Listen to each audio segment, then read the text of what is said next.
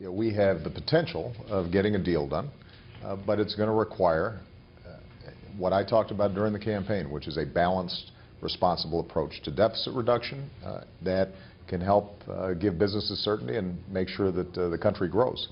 And unfortunately, the Speaker's proposal right now is still out of balance. He talks, for example, about $800 billion worth of revenues, but he says he's going to do that by lowering rates. And when you look at the math, it doesn't work.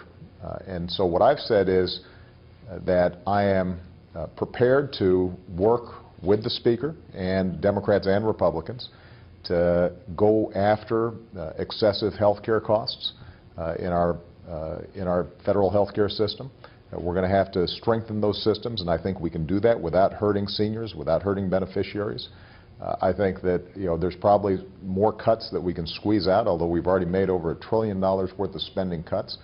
But if we're going to be serious about reducing our deficit while still being able to invest in things like education and research and development that are important to our growth, and if we're going to protect middle-class families, then we're going to have higher rates for the wealthiest Americans, folks like me. And I know that we can do it in a way that doesn't hurt small businesses, doesn't hurt business confidence, and allows us to be on a pathway to reduce the deficit over the long term.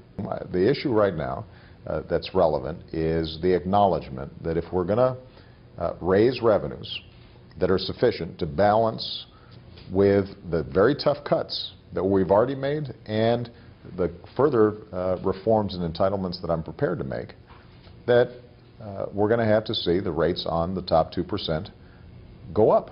And we're not going to be able to get a deal without it. And understand, Juliana, the reason for that. It's not me being stubborn. It's not me being partisan. It's just a matter of math.